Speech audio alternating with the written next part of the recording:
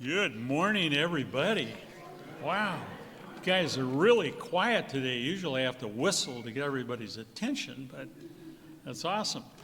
Well, I'm John Ofterbro, President, and welcome again for the second of our spring series of talks. And we have an incredible speaker today, more about her in a minute. First of all, I'd like a show of hands of any new attendees here today.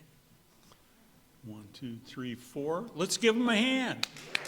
All right. Thanks for coming.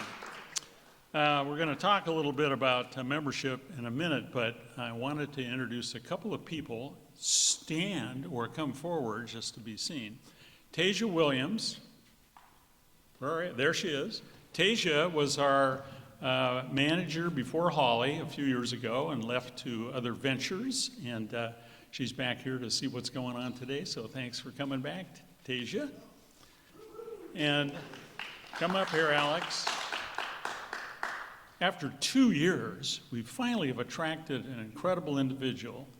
Alex Roloffs has agreed to come on as our Vice President of Collections and to help out Holly, who's been doing double service at that time, so look forward to something in our newsletter to explain everything about her. And by the way, if you go on our website, you can look up the board and see a little bio about all of us to find out what we did in our real life before we decided to subject ourselves to all of this history stuff. So anyway, Alex, thank you so much for agreeing. Okay. So those of you who were at the Ice Cream Social and here last month know that we have kind of a membership drive going, and we're trying to come up with, a slogan or a logo, and I'm trying to think of something that would work. So how many Mariners fans do we have here, even though they've been, okay, shaky hands, yeah, Richard in the back, our volunteer, he plays baseball, so he knows about it. So these are just some of as a 40-year season ticket holder, which I'm not anymore, remember some of these slogans. True to the blue. 2 outs, so what? Remember that one? How about this? Refuse to lose. Okay. And I think last year, this kind of landed with a thud, but it was see us rise. 25 years had gone by before they actually got into the playoffs again. So guess what their new slogan is for this year? They don't have one yet. I looked. So if you guys can make something up and email me, I'll send it off to them and say, hey, the Historical Society in Redmond says this is what you should say this year. Don't give up. Yeah. Anyway, our motto is bring a friend and become a member. So I know last time a couple people came and brought a friend, introduced them to the society at our Saturday speaker series, and a couple of those people have joined, so it's kind of magic. So I'm going to bore you with a couple of numbers. Our current membership is 178 total members that include 93 lifetime members who spend either $1,000 or $2,000 to become a family lifetime member. Of those, yes, and thank everybody for that. We have 90 single and family members and 1 student member and 11 business and sponsor members that contributed about $13,000 to our treasury last year, which accounts to about 25% of our annual budget. But there's this thing called inflation, price of eggs, everything else. And I was looking back into the early 1999 minutes of our society. People like John Couch was there that day, and they set the dues at anywhere between $1 and $20. And so the first round of membership brought in 66 members. You'll read about this in the next newsletter, and they raised some money. Even 3 people gave $200. So, 25 years ago, that was a little bit more. So we think today's value is good at $25 for individual membership. And then here's some numbers, just so you know what's going on. Last year, in 2024, we had 721 members who, attendees of our 6 Saturday speaker series like this. We had 120 attendees at our 100th anniversary, or our 20th anniversary special over at the new Senior Center and Community Center. We had 75 attendees this year at our ice cream social event in January. We had 483 people who didn't come to these meetings but viewed our recordings online, which is pretty cool. We had 6,417 unique visitors to our website, redmondhistoricalsociety.org. So if you really don't have anything to do and Netflix is boring you, go online, kind of search the archives. There's great blogs on there and stories that are produced and put on there for you to read and enjoy. We had 52 attendees at our evenings series that we share with the Redmond Library. We have one of those coming up, as you saw. We send out over 1,000 combined between electronic and printed newsletters quarterly now. We also had 110 members visit our Vala, which is an little art studio that we have some showings in.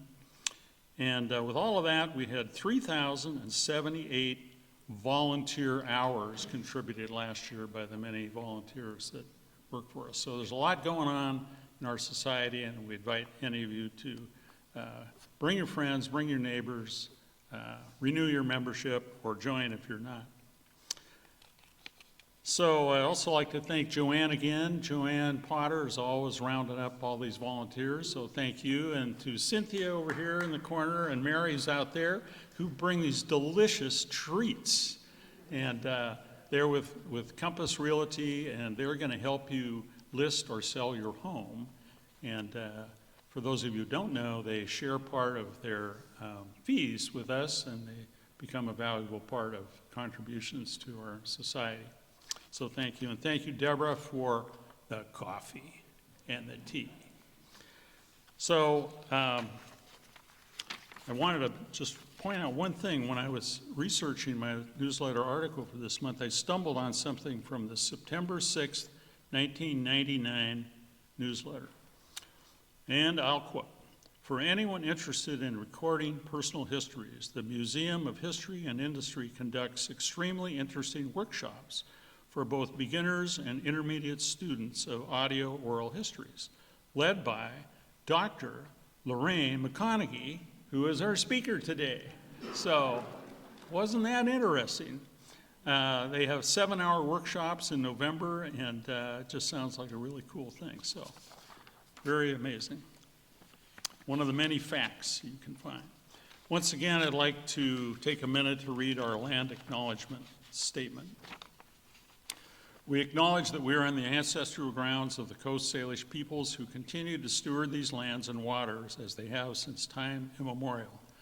We recognize Washington's tribal and indigenous or native organizations which actively create, shape, and contribute to our thriving communities.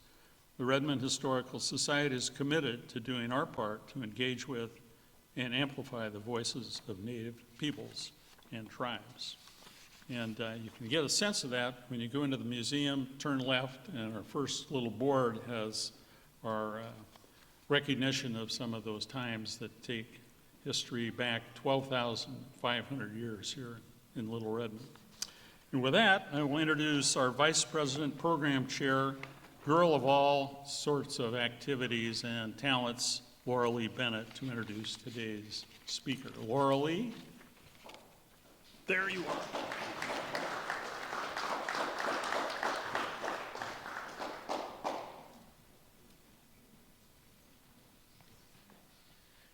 Good morning. You know, I always have to ask this. Can you all hear me? Well, welcome. It's good to see your smiling faces. It is our pleasure to have Lorraine McConaghy back with us again this year. She's one of our favorite speakers. favorite people.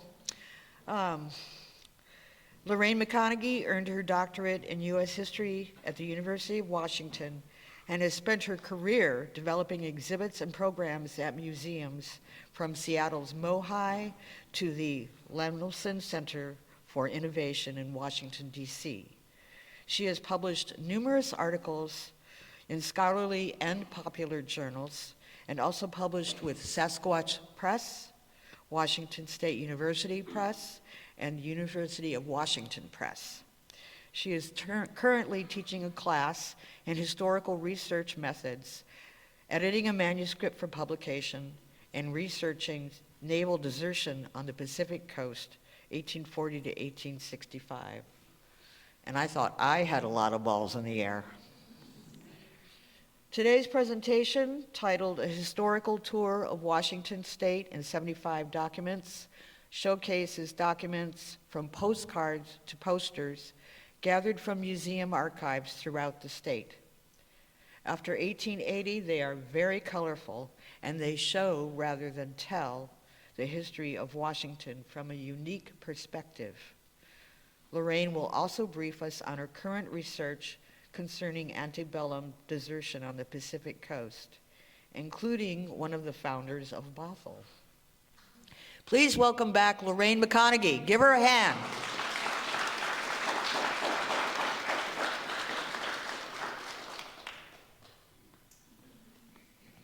Thank you. It's such a pleasure to be here. People in the back, let me know if I fade away or become not clear. It has been a long relationship. 1999 is when that oral history class took place that was mentioned, but Miguel Llanos and others of the very, very early members of the Redmond Historical Society, I had something of a hand in helping that to happen. This is one of my very favorite places to present. I see so many familiar faces here over the years, and that's such a pleasure. So my job here today is to talk about this book, and I'm going to set it up so that I can get close to the microphone again. So these books, there were 3 of them out there. They've all sold. There are 2 more coming, and you can order New Land North of the Columbia on Amazon or through a local bookstore if you wish. I'm saying this because Laura Lee is going to help to put together a signing party for books that come late, and I'll be happy to come over to Redmond and sign them for you. So Laura Lee is your point person on that. This is a presentation about collections, and it's a presentation about history, maybe not heritage so much, but history. We learn about the history of the past to make the present make sense. When you walk the streets of Redmond now, knowing the history of Redmond makes present-day Redmond more legible. It makes it make sense. And when we have that sense-making, that legibility, we can make better plans for the future. That's what a public historian does, and that's what my career has been, working in museums. So you see behind me this greeting card from 1911. This is a good illustration of what we're going to be doing today, which is more of a history entertainment than a lecture, I think. There are scary things. History is dangerous. History is not simple. History is not some place where nobody locked their doors and everybody was friendly.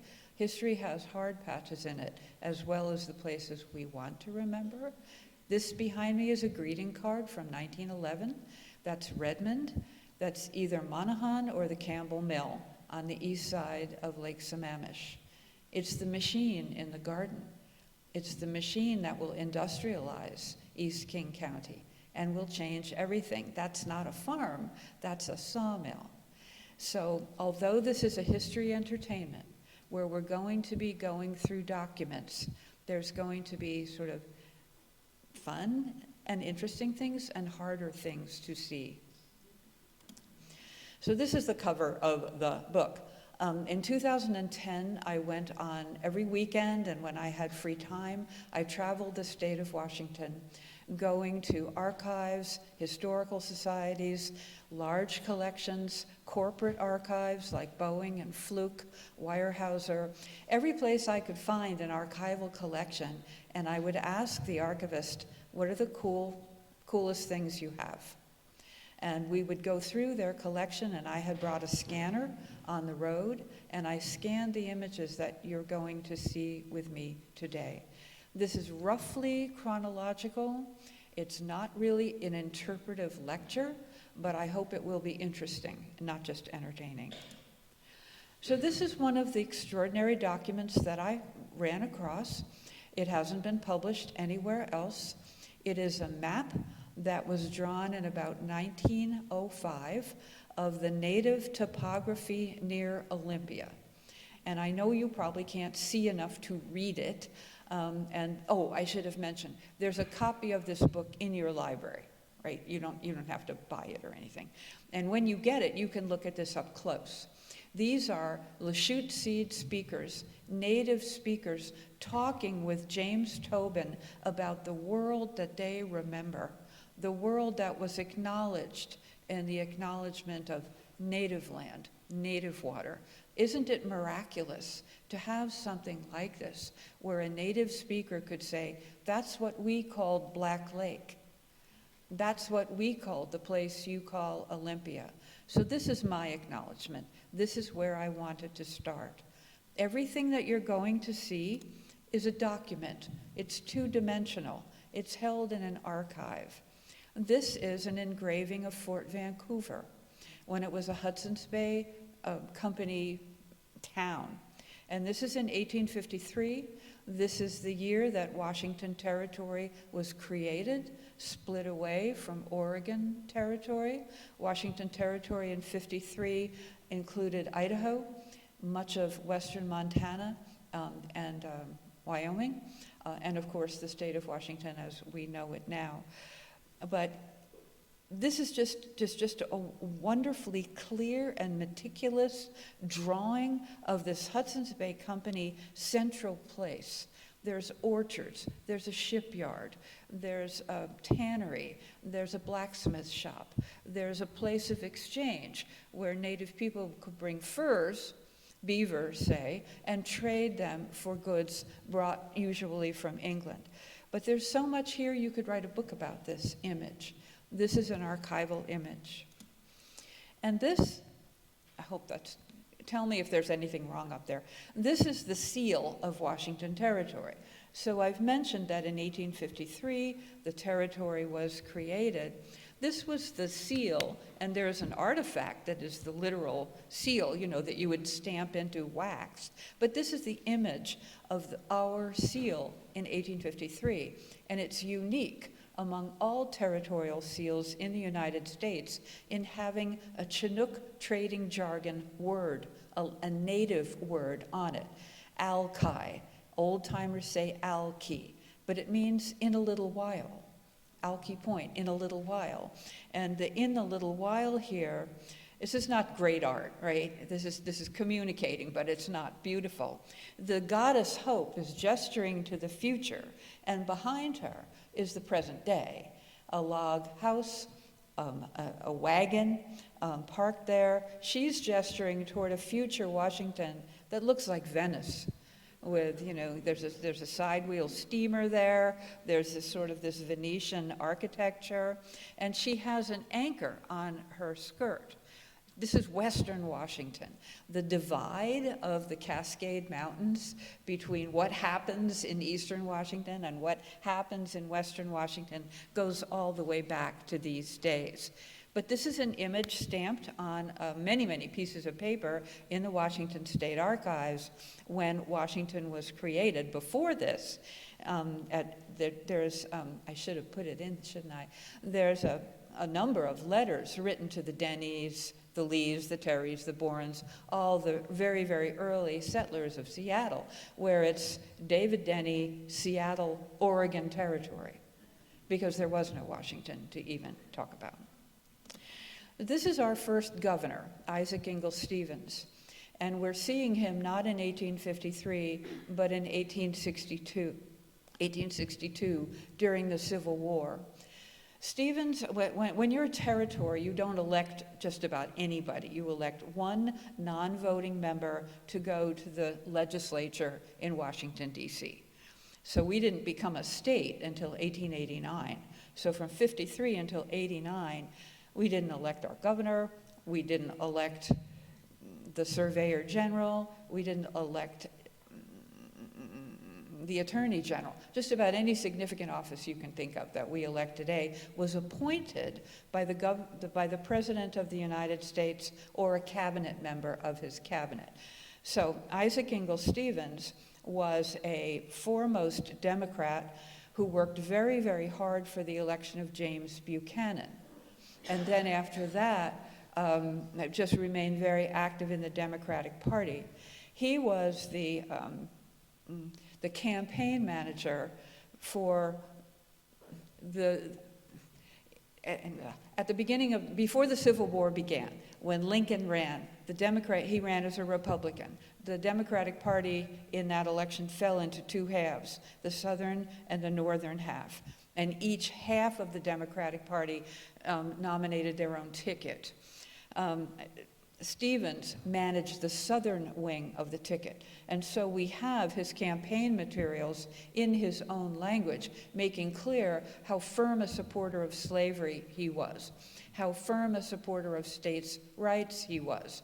But once Fort Sumter was bombarded, he said, I'm a soldier in the United States Army. I am not going to fight against the United States. And we see him here in the Brigadier General uniform of the Union Army. So he was a leopard who changed his spots at the beginning of the Civil War. And it's just a time of tremendous choice for men and women in Washington Territory as well as across the United States. What side are you on? We know of a settler who walked from Port Hadlock to Indiana in order to sign up with the Union Army. Can you imagine that hike? And he did it solely for that purpose. We have others, like a governor we'll be coming to here in a couple of minutes, who resigned the governorship of Washington Territory to join the Confederate Army. So this is a time in 2025 of great division. It's not the first time we have had great division. So this is Isaac Ingalls Stevens, the first governor of Washington Territory. In his uniform, he would lose his life at the Battle of Chantilly. So all of the tremendous personal struggle over ideas and politics and choice ended with his death. But we see his signature here. Let's see if I can do this. Come on, Bessie. There. That's sort of a lame pointer, but he's at the top of the right row there. That's Isaac Stevens. He's the governor. You see underneath him the X of Seattle, the chief of the Duwamish and Suquamish tribe at that time, and underneath them a series of what the negotiators of this document considered the leaders of tribes, which was a concept that was very clear to Isaac Stevens and not very clear to those who were representing those tribes. So you see all the way down the list here, the agreement of the headmen of these tribes to the terms of the treaty. And the treaty is many, many pages before this. But I just wanted you to see the signature page and think about what a negotiation means when there's a huge disparity in power. Because that's really what the treaties represent. That the arrival of the United States Navy, the United States Army at Fort Steilacoom, the Pacific Squadron sending warships to Puget Sound, the power differential between the newcomers and Native people was very large. But this is a marvelous document. This is in an archive. Where would we be without collections managers? Where would we be without these two-dimensional objects? That treaty was negotiated in the Chinook trading jargon. And I've already cast some shadow on what negotiation means in that circumstance. But negotiating in the Chinook trading jargon makes this even more problematic.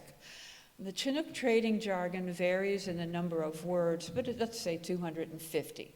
And it's a common patois that's created between Hudson's Bay Company traders speaking English and Scots-inflected English and French, and Americans speaking Boston-inflected English, and Native people speaking their own languages and their own common Chinook.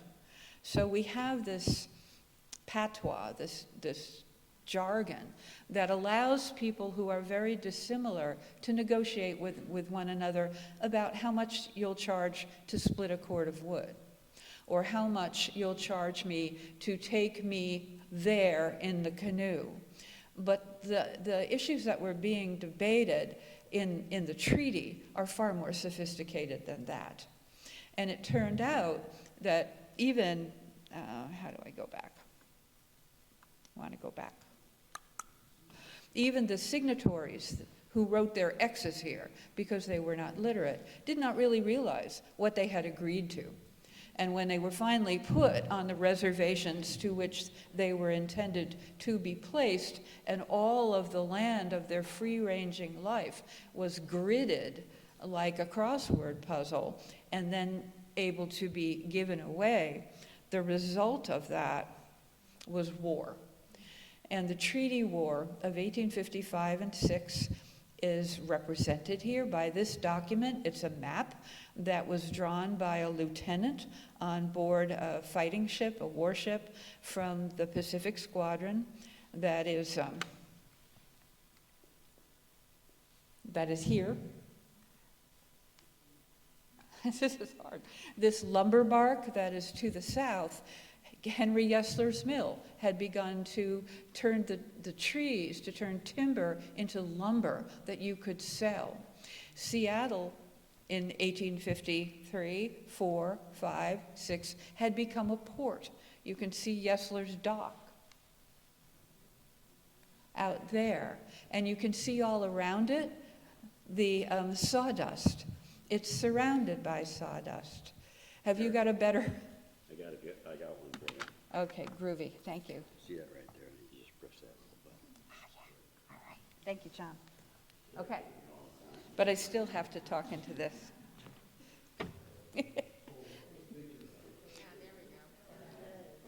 So this is Henry Yesler's wharf. This is his mill. And can you see the word sawdust here? This is his sawdust. Isn't that great? So we have industrial pollution already in 1855 and 6. So this is the U.S. sloop of war Decatur. This is a lumber bark that's going to go to Henry Yesler's mill and load up with lumber, but there's a war on. So way back here, hills and woods thronged with Indians. So that's where I live now at Horizon House, is up on the hill there. And this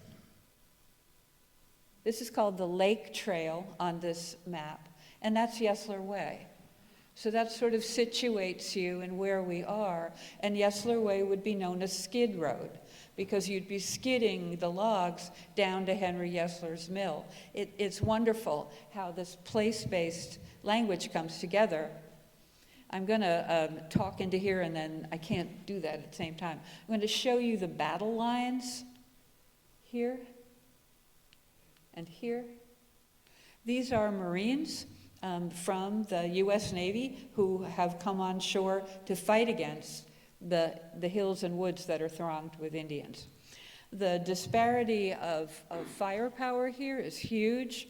Hudson's Bay Company, by and large, traded muskets for beaver skins, and the Navy and Marine shooters were using rifles that had rifling in the barrel so that you could shoot straight.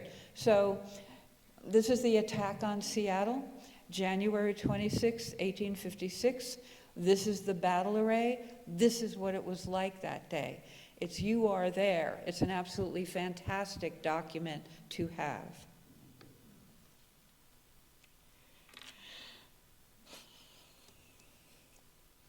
So I mentioned that I was going to be talking about another governor than Isaac Ingalls Stevens. This is Richard Dickerson Golson.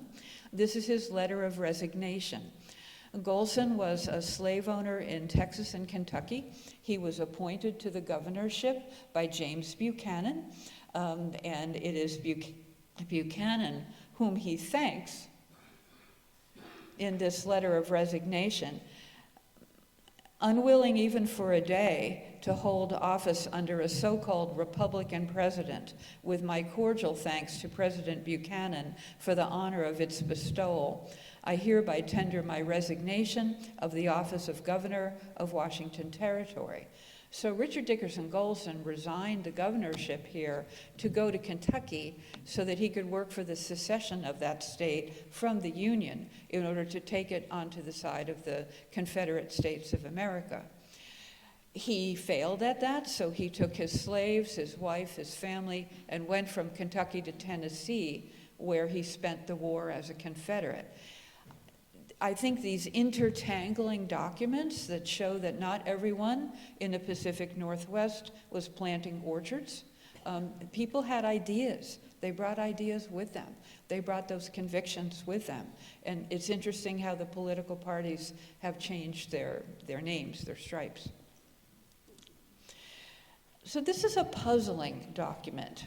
That is pretty clearly Abraham Lincoln's signature. But what is it doing on a telegram? I mean, if you're sending a telegram from Washington, D.C., the telegraph arrived here in 1864. So this is dated to that time, and it's sent to Governor Pickering, who's the new Republican governor. He's a Lincoln appointee. Your patriotic dispatch of yesterday received and will be published. This is to Governor Pickering. This is signed Abraham Lincoln, but it's a telegram. It's wonderful, I mean, to have an A. Lincoln autograph, but maybe it's a stamp or something, because it's a telegram. How can that be? This is there's 75 documents I'm going to be showing you today, not 75 pages, and here's 3. This is about anti-Chinese agitation in Washington Territory. And you see here 3 really, really interesting documents. 2 of them on the left are from a newspaper called the Seattle Daily Call. The Daily Call was organized around the idea of Chinese expulsion. And the bottom left there that says the Chinese must go and shows a sort of gangs of New York kind of guy running with a bludgeon against a Chinese worker. That is on their masthead every day. That's their image. That's their motto. But above that, you see the Seattle restaurant using the same racist notion to sell food. So they're advertising in the call. If you buy the call, you know that this is what you're going to get. And this anti-Chinese agitation persisted for years. The anti-Chinese riots of 1856 were precipitated in Issaquah among hops pickers, where a group of Native American marksmen and white fired into the tents of sleeping Chinese people who were also there to pick hops. So that is a long time ago, but this kind of rivalry with immigrants is not a brand new idea. And that's what this conflict is. But the really cool document here is this note to Yesler. It's poorly spelled, it's scrawled, it's the kind of thing that most collections policies would just throw in the basket. It's so great. H.L. Yesler, I warn you to go slow. Let the China biz alone, for I got 25 pounds of dynamite within 1 mile off Seattle to dispose of any time after November 1st, and then notify Leary, Denny, some of the members of the Seattle community who were more supportive of the rights of Chinese people. But then it's got a skull and crossbones on the bottom. When you find something like this in an archive, you just exult, because it's so ordinary. It's not published, it's not printed, it's an individual's expression of anger. This is one of so many, an example of so many documents I found that were not in English. This is in Chinese, and Chinese characters on the screen here.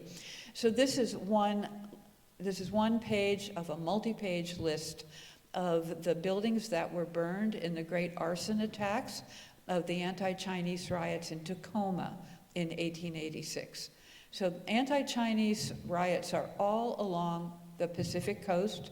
The notion was to force Chinese people to steamships to go somewhere else, and location not specified. So that's kind of neat. This is the telegram announcing statehood. The president signed a proclamation declaring Washington to be a state in the Union, and that's 1889. It was a very long apprenticeship. But what statehood meant was that Washington residents could now vote for the president. They could vote for senators and representatives who would go to Washington, D.C. and have votes in the House of Congress. It was a major big deal. And it made Washington a place to invest in, whether that was that you would immigrate here. There were many, many new railroad lines that could get you here from Chicago or Minneapolis or Atlanta or San Francisco, or simply invest in coal mines. You look at the names of towns in King County: Coal Creek, Newcastle, Black Diamond. You can hear coal, see it in the names of those places. A lot of that investment is much safer when you're investing in a state than a territory.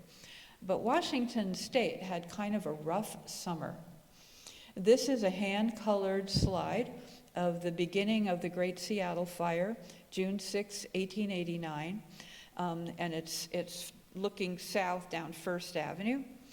And it burned the town to the ground. I mean, Seattle essentially burned in its entirety. It was made of wood. If you were going to make a town that you wanted to burn down, that is exactly what you would have built. But it wasn't just Seattle. It was also Ellensburg and Spokane. All three of those towns burned in that first summer of statehood. They had grown so fast because of the investment that I talked about. No, there weren't enough lines to hydrants. There wasn't enough water to put fires out. Everybody was burning flimsily with no worries about whether what they were building would be fireproof. This is a remarkable document. I'm trying to show you some things that just delighted me when I found them. This is from Puyallup. This is a Norwegian immigrant's journal. Wold, W-O-L-D. This was his hops farm. And I think you can see that pretty well. It's a record of workers in the days that they worked. And if you look down the line of names, you'll see many names that are clearly native. Women who are designated as squaws, or women whose only their first name is there. To do economic history in Washington of something like this from 1897 is amazing. There are some major watersheds in Metro Seattle history, and we are part of Metro Seattle here. And the Klondike Gold Rush is one of them. I think the World War II home front is a second one. I think a third one is the tech revolution of the late 90s and into the 2000s. But this is an advertisement. And I think you can pretty much read that. This is an advertisement from Cooper and Levy, and they were saying, if you're going to the Klondike, you need to take all this. And we can pack the best outfit for you, and you won't want for anything. And there's everything on that list, from a revolver to a gold pan to medicine to just all kinds of flour. What do you do with sacks of flour? But just everything that you might need. And this is from 98.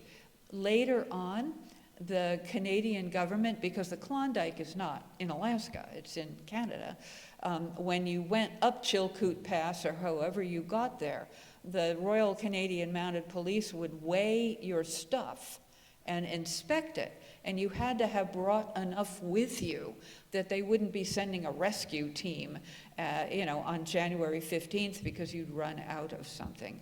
And I'm making it sound funny, but it's not. I mean, people starved to death because they simply were snowed in and they couldn't get out. So you're looking at this, and if you add all this up, it costs $400. But there were 100,000 would-be miners who passed through Seattle to buy their outfit, get a ticket, and go to the Klondike, go to the Yukon. Just do the multiplication. It was an extraordinary shot in the arm for Seattle, for shipbuilding here, for places like Filson, who began to manufacture, for the Kirkland woolen mill on Lake Washington, who made blankets, because you couldn't you couldn't satiate this market.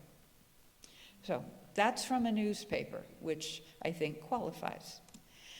I don't have a lot of photographs, and I don't have a lot to say about the photographs. I want to show you some families. And, you can look at a photograph like this and pull information out of it for half an hour.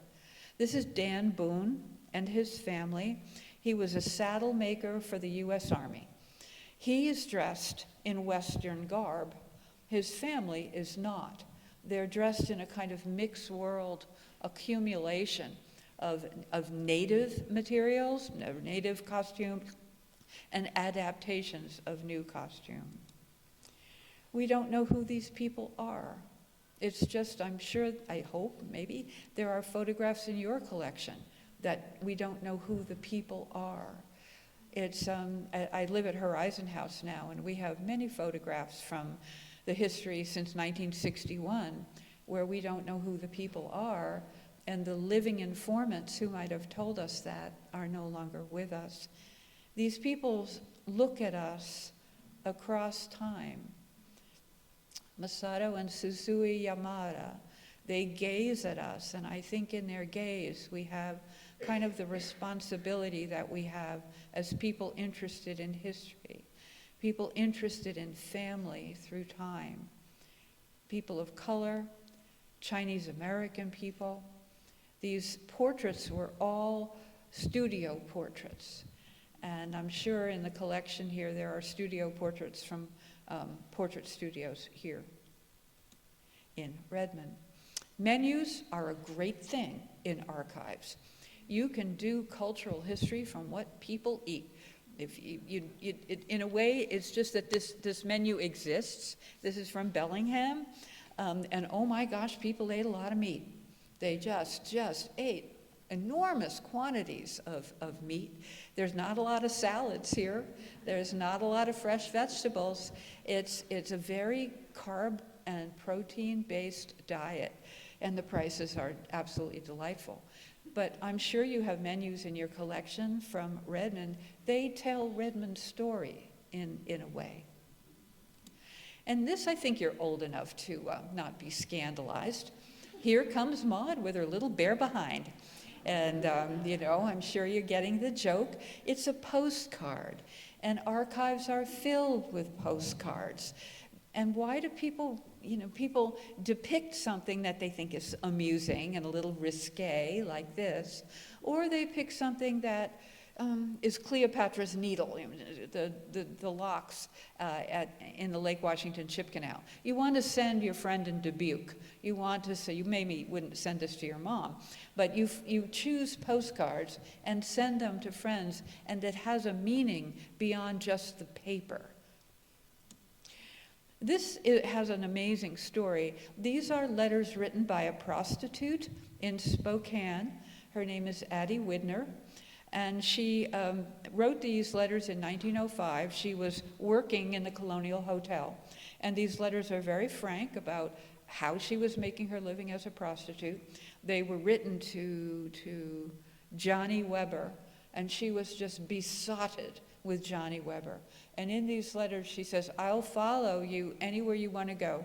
You want to go to the woods and be a logger? I'll be there. You want to go to the Klondike and pan for gold? I'll be there. I can support us. I know how to do it. And it's just the sort of age-old story of dangerous love, of a dangerous, dangerous love.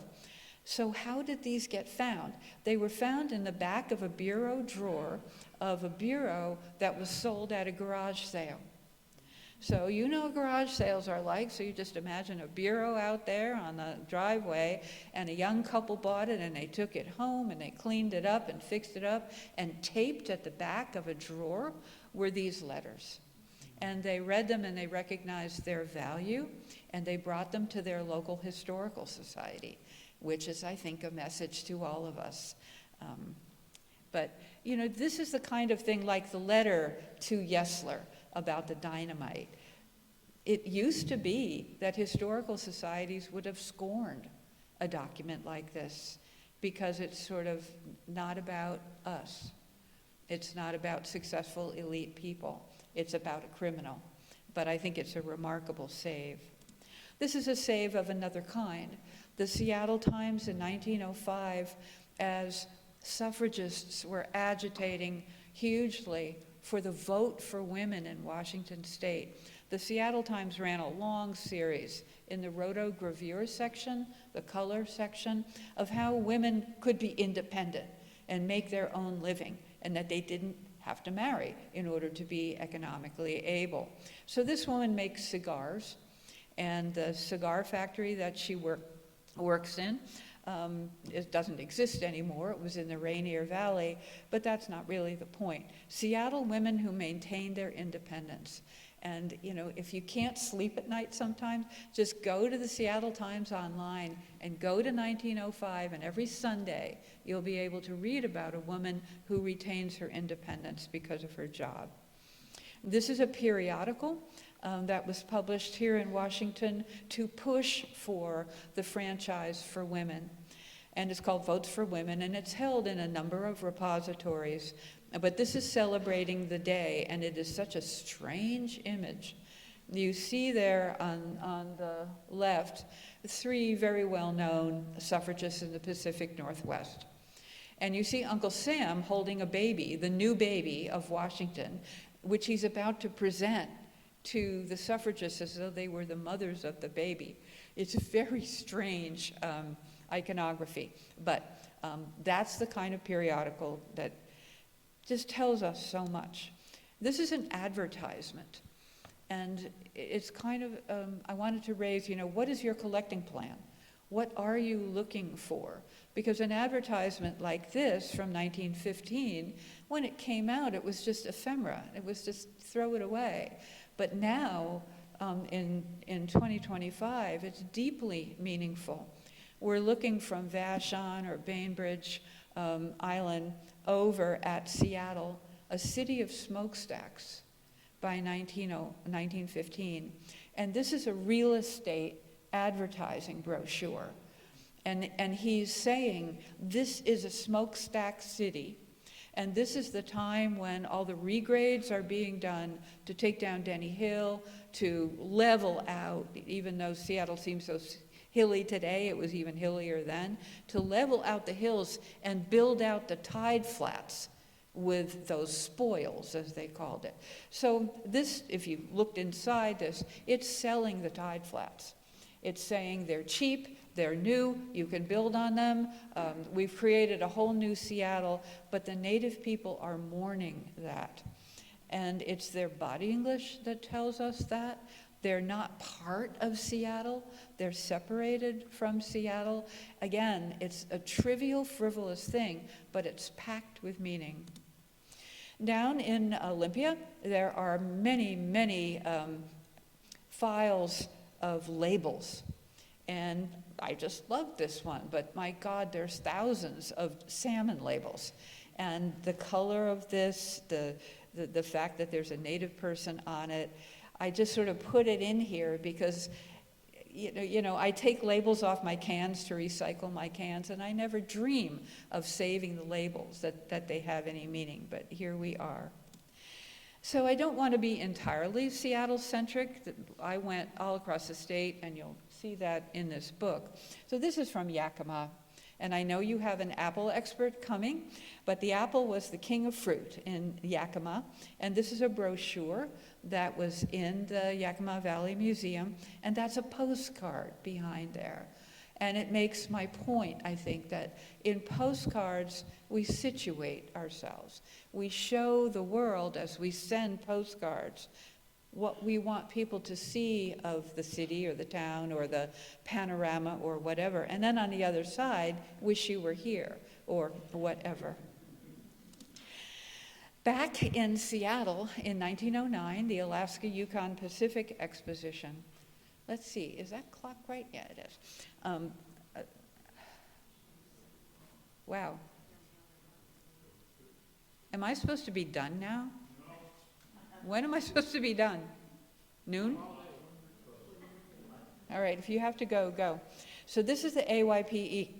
AYPE on the University of Washington campus, 1909. We're looking toward Mount Rainier, which looks very strange there on the horizon, and you're looking across what is now the University of Washington campus.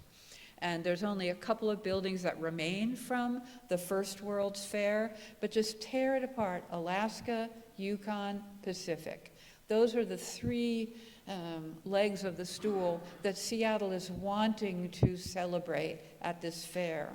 So more than 3 million people came to the fair to put Seattle on the map, to open up the window of the world to Seattle, and to open up the windows to the world for Seattle.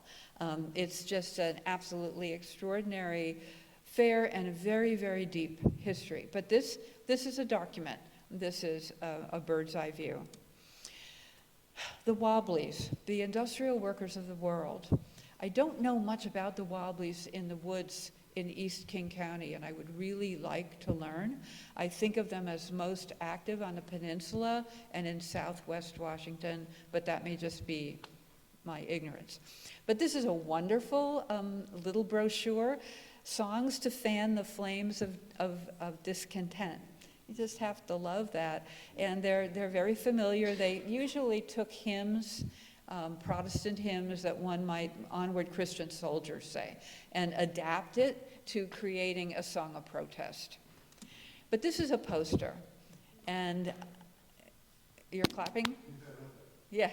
So this would have been on the wall of any Wobbly reading room. The Wobblies, radical union organization, pour sugar into gas tanks, refuse to harvest timber for the infant Boeing company, building planes for World War I out of spruce. This would have been on the wall, and it's the pyramid of capitalism. So this is a Wobbly belief set. At the top, you have a sack of money. Below that, we have a group of statesmen, kings, and the little motto to the side is, "We rule you." Then below that, "We fool you." Those are the ministers, priests, rabbis who tell you you'll have pie in the sky when you die, so be good here. Keep your mouth shut. Then below that, we have "We shoot at you." And those are the armies of World War I, where the Wobbly argument was, why should I fight a worker from Germany who I have more in common with than I do the generals who are commanding us? Then below that, you see this extravagant banquet with people eating squab and swilling champagne. And down at the bottom, this is the Wobbly argument, are the starving, consumptive workers who support all. What an incredible document to have in an archive. But there's another organization, the Ku Klux Klan. And The Watcher in the Tower was a publication out of Seattle because the Klan was so big in the Pacific Northwest. And it's a thing to remember that the 1920s were a very complicated time. You've got the Wobblies in the woods, you've got the Klan throughout Washington. So you see the Watcher in the Tower here, and you see, boy, that looks terrible. You see the Statue of Liberty here opposed to the Klan leader. And I don't know why that's so fuzzy exactly. But this isn't fuzzy. So there's a fair amount of scholarship saying that this Klan, the second Klan in Oregon, was more like a fraternal order. So if you wanted to sell cars and you wanted to have a restaurant, well, this is your chamber of commerce, if you will. But this is pretty explicit about what the beliefs of a Klansman were. And these were published in The Watcher in the Tower, which was itself published in Seattle. The largest Klan gathering that I'm aware of, let's see, where did I put that? 55,000 attended the state Klan convention in Issaquah in 1924. 55,000 in Issaquah in 1924. And this is what they are believing. Protestantism, Anglo-Saxon blood, is the heart and soul of the Republic. The Klan is the guardian of our public schools. The Klan has offered and is teaching the only just and practical solution of the race. It puts race pride and race distinction first. Every iterative line here is emphasizing that this is not merely a fraternal order, that this has definite ideas about Catholics, about people of color. This is just an advertisement. I think it's beautiful. There was a fireworks company in Seattle in the Rainier Valley called the HITT Fireworks Company, H-I-T-T, and it was on Hitts Hill, which is, a disappeared name. But I thought it was just pretty. Then this is a watercolor held at the Washington State Historical Society. It's by Ronald Debs Ginther, and you can see the artist over here. He's the college boy who stumbled into this Great Depression hobo camp, and you can see that it's along the railroad line, and they've got their sleeping bags, and they're creating a dinner, and it's called Mulligan Stew. That's the name of the food, that's the name of the painting, and these are jobless, homeless men who are perhaps on their way to Hooverville in Seattle, perhaps on their way to Portland going south, but they're going to jump the train, and you can see the boxcars behind, at the back of the picture with men riding the rails. This is King County Archives.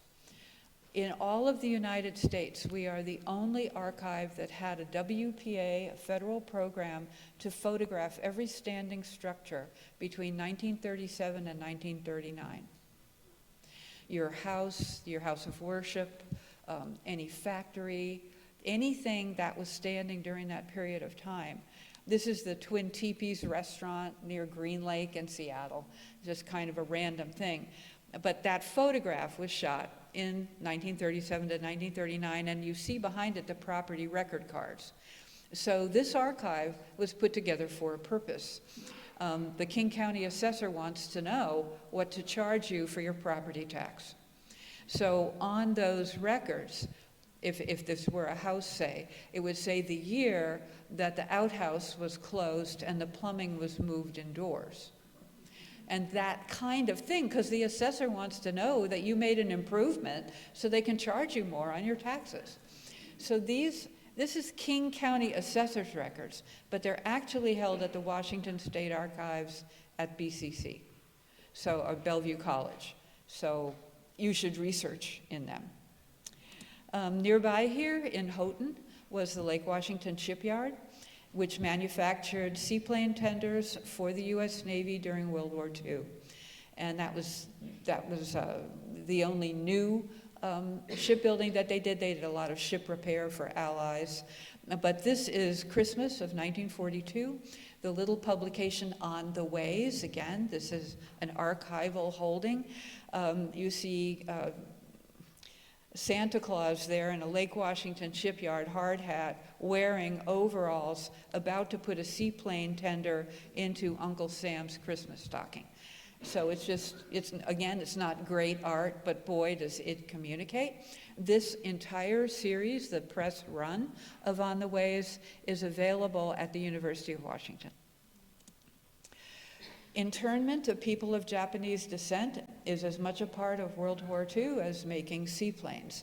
This is the poster that directs people in Kirkland, Washington, about when to leave and how to leave, to go to Camp Harmony, which was the name that the Puyallup Fairgrounds had been renamed during internment, to gather all people of Japanese descendancy and remove them from the coast without trial, assuming that they would collaborate with any kind of incoming invasion of Japanese a la Pearl Harbor. But the expectation was that Seattle was definitely a target for a second wave of Japanese invasion. This is a letter here from another archive. This is from the Bellevue Historical Society. This is a little boy, Dick Kodani, writing back to his teacher in Bellevue Elementary School, talking about what it's like at the Pinedale internment camp, the relocation camp. And correspondence is a big part of what we might find in any archive. On the World War II home front, posters everywhere. This one telling you to eat right and win. This is a ration coupon for sugar. I'm sure that in the Redmond Historical Society collection, you have ration books for meat, for gasoline. Just about everything you wanted was rationed. And then after the war, as what was going on at Hanford became no longer secret, this is the Richland Villager. It's atomic bombs. Plutonium has been the product of the Richland Engineer Works, the Hanford Engineer Works, and that is the plutonium that was used in the bomb over Nagasaki, that landed on Nagasaki. So newspapers are part of an archival collection. During the war, Mexican braceros were brought to the Pacific Northwest because so many men had gone into uniform. There just weren't enough agricultural workers to harvest. So there was an international relationship with Mexico to bring Mexican farm workers to eastern Washington. And some of them stayed. And this is a restaurant called El Ranchito that made the kind of food that they were accustomed to, that they were comfortable with. This is from 1954, so this is long after World War II had ended. But I just thought I'd like you to see a calendar. So coming back after World War II, the greatest generation was extremely inventive. And the Aero car was developed by former serviceman Molt Taylor, and down in southwest Washington. The idea of it was going to conquer the horrible traffic of 1950. So if you were going down the road and it turned into a parking lot, you would just turn into a plane and rise above it all. There is one of these at the Museum of Flight. It's just a delight to see. But this is an advertisement, the car with the built-in freeway. So at Century 21, the World's Fair in 1962, this was a big hit. So I'm probably the only person you know who likes mugshots, but I just really kind of find these people fascinating. They've been arrested. That's why they're getting this photograph taken. What is the expression on their face? This is 1954. This is Kitsap County. And you can see that there's a sailor. And there's a woman with her hair in a snood as though she worked at the shipyards in Bremerton. Anyway, here's a probably a Filipino person. Anyway, they're fascinating to me. Oh my God, there's so many of them. There's a lot of mugshots in the world. You might not think of this as archival, but it's fun to look at this. Women who had been begged to go to work in the Lake Washington shipyards or at Boeing or wherever, once the war was over, it's bye-bye, honey, and the men are back, so the first string is going to go back out onto the basketball court, and women will go home, and they'll have babies, and they'll have linoleum floors, and they'll dress like this. So this is a very much a feminist statement, and can you imagine Betty Friedan wearing something like this while writing The Feminine Mystique after World War II. So I think what we wear and how we sew it matters. For people living near Lake Washington, this poster is just, it's the beginning of Metro. Metro was battled as being socialism, that it would take away the rights of the little towns and neighborhoods all around Lake Washington and create this sort of monolithic entity. And this poster was to encourage people to vote for an issue, a bond issue, to fund Metro. And Lake Washington in 1945, 46, 47, 48, into the 50s, all of the sewage all around the lake poured into that lake. It was, you couldn't swim, you see here. And there's lots of reporting in the Bellevue papers, the Kirkland papers about Lake Itch. Lake Itch, where, you know, if you were foolish enough to go in, and it was true of Green Lake too, you'd get Lake Itch. But there were more dangerous things that you could get from getting water in your mouth here. So this is the beginning of Metro. And Jim Ellis is the individual who's given credit as the leader of creating a coordinated response to a shared problem. A coordinated response to a shared problem. No, Bellevue alone couldn't clean up Lake Washington. Kenmore alone. It had to be everyone. And the museum where I worked for so long, MOHAI, we really dedicated the new museum to him and to his expression. We have the means and the talent to create the city that we want within our own lifetime. It's just the kind of thing you want to embroider on a pillow, because we do have the means and the talent to create the Redmond that we want within our own lifetime, or wherever you may live. Second World's Fair, 1962. So for the first fair, we had about 3,000 visitors. For this, close to 11,000. And they ran the same period of time, spring through fall. And you see here the iconography of the fair on this poster, the Space Needle as sort of the punctuation mark, the exclamation point of the fair. And then the monorail, which snaked on in this beautiful, delicate way. And it was the fair of the 21st century in 1962. And there's so much to say about it, and I won't be saying it today. But these kind of renderings that are all at the Washington State Archives at Bellevue College, it's science fantasy. That's what informed the fair. And you can see there the Space Needle, it's recognizable. But if you were reading science fiction in the 50s and 60s, this is what the covers looked like. I mean, this was the thinking of bringing the 21st century to 1962. And it's not just aerospace, it was everything. Automobiles, costumes, there's fashion shows of clothing made only of paper. Because just think, you could wear it once, wrinkle it up, and throw it away, you know? Just, there were houses that had self-cleaning floors and self-cooking meals, just all of that sort of futurism. And again, this is just an artist rendering, and it's in an archive. But Century 21 was a Cold War fair in 1962. So the Soviet Union didn't show, none of the Iron Curtain countries showed, North Korea didn't show. It was very much a time of Boeing is ground zero. Boeing is producing aerospace as well as commercial airliners, and we have to be aware of that. So I'm going to go to this next and then go back. So digging fallout shelters. I would love to see a tour in Redmond of fallout shelters. I'm sure they're here because we were ringed by Nike sites to anti-ballistic missiles. What am I trying to say? Am I saying that right? So missiles that would shoot down incoming armed missiles from the Soviet Union. So this is a King County Archives brochure for how to build a fallout shelter.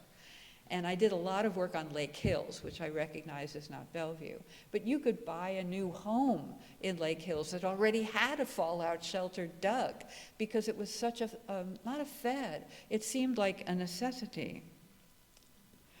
And the Puget Sound School of Anti-Communism, you can see this is from the Seattle Public Library, you can tell by the markings on it. This took place at the same time as Century 21, and it was meant to teach teachers how to deal with parents who were fellow travelers or communists.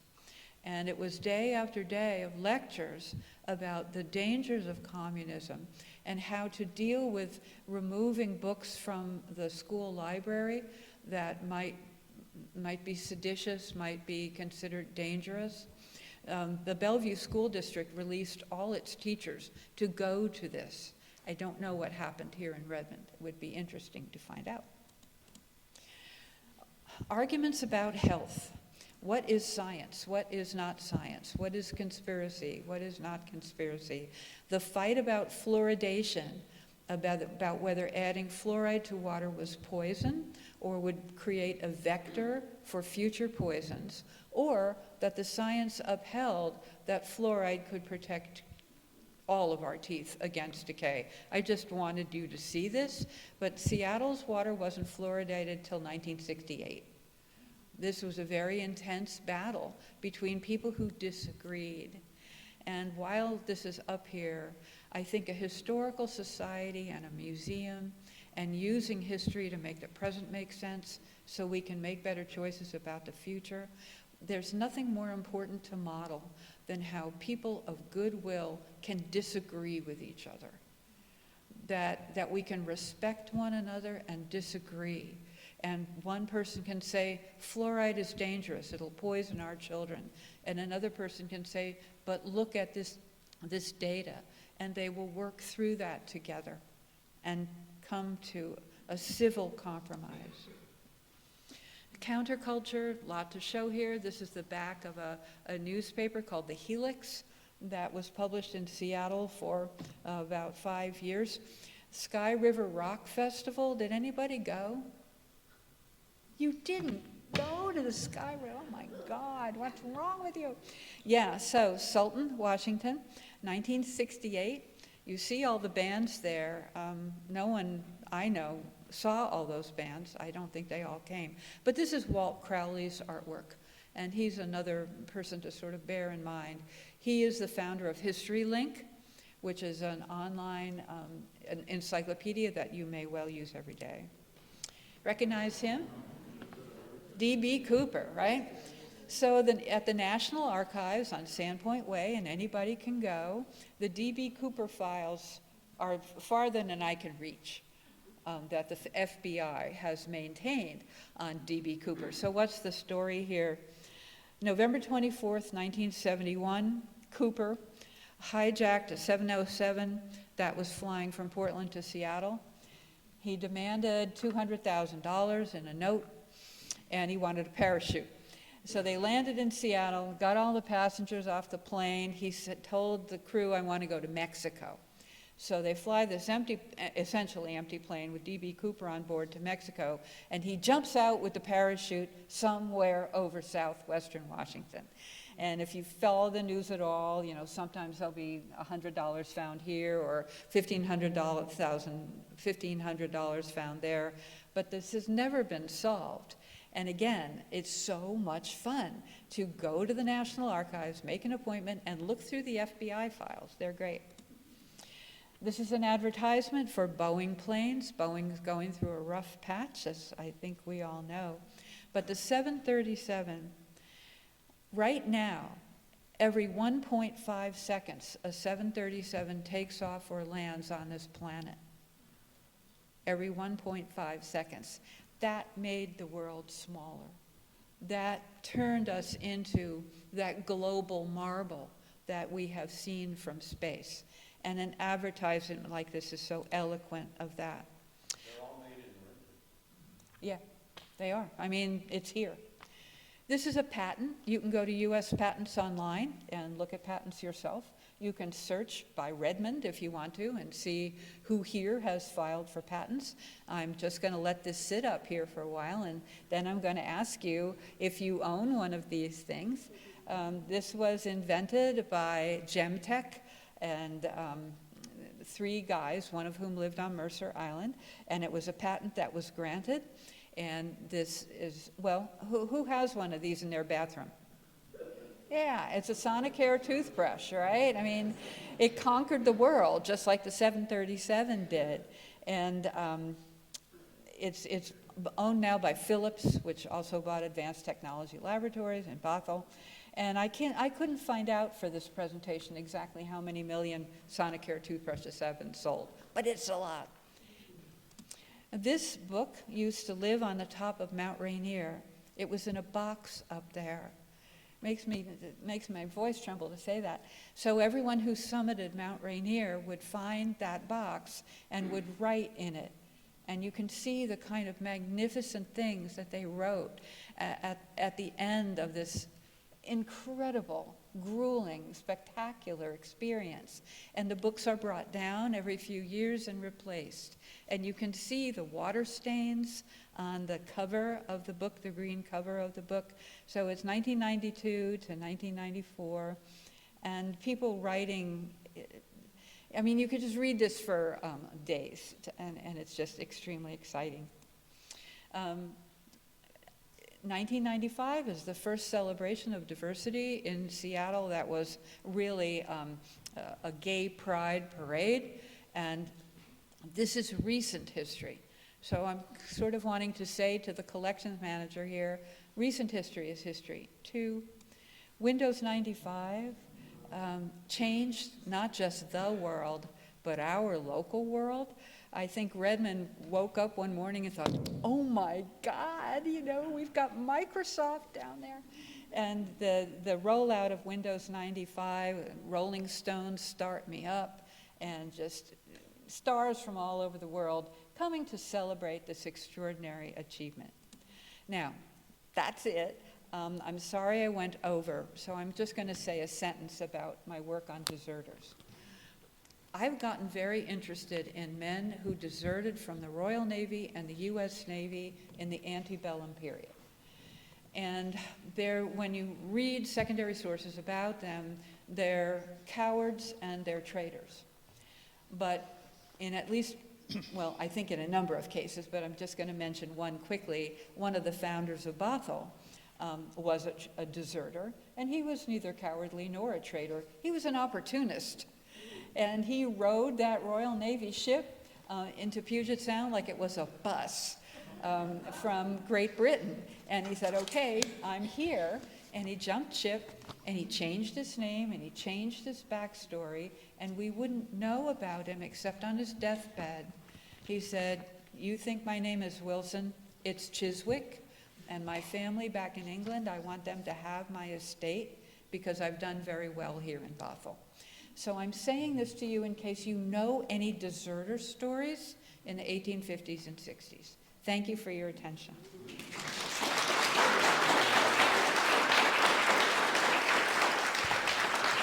Wow.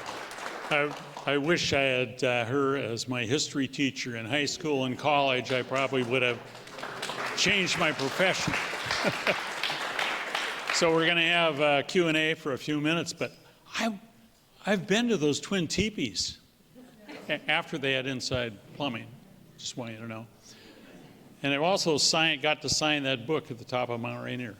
Say that again? I got to sign that book at the top of Mount Rainier one time. That's fantastic. Okay, so Q&A here. If anyone needs to leave, that's fine, but we're going to have some Q&A, and wait till I get here and make your questions short.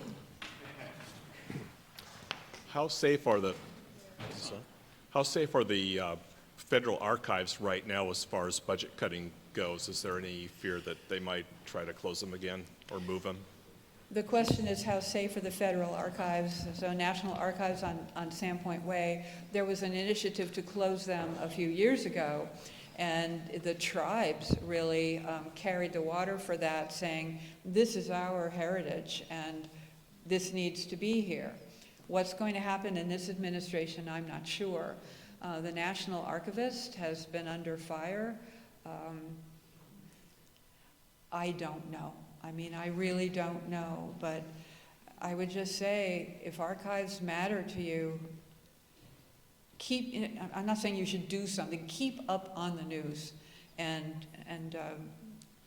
help us to maintain what's so important. It's not just D.B. Cooper that's there. There's much more important material. And if it weren't there, I mean, when I was researching the Decatur, I had to do all my work in Washington, D.C. And, I got a grant from the U.S. Navy for $2,500 to live in Washington and do that work. But not everybody can do that. If the archives are taken away from us, we lose a huge part of who we are. Yeah. There we go. First, thank you for a wonderful presentation. One question, the slide that introduced Washington being a state was signed by a person named, it looked like Joseph G. Blaine. Is Yeah. that the same person that became very famous in Oregon for starting the Joseph G. Blaine Society, which essentially became a chamber of new commerce? Example, keeping 3M out of Southern Oregon?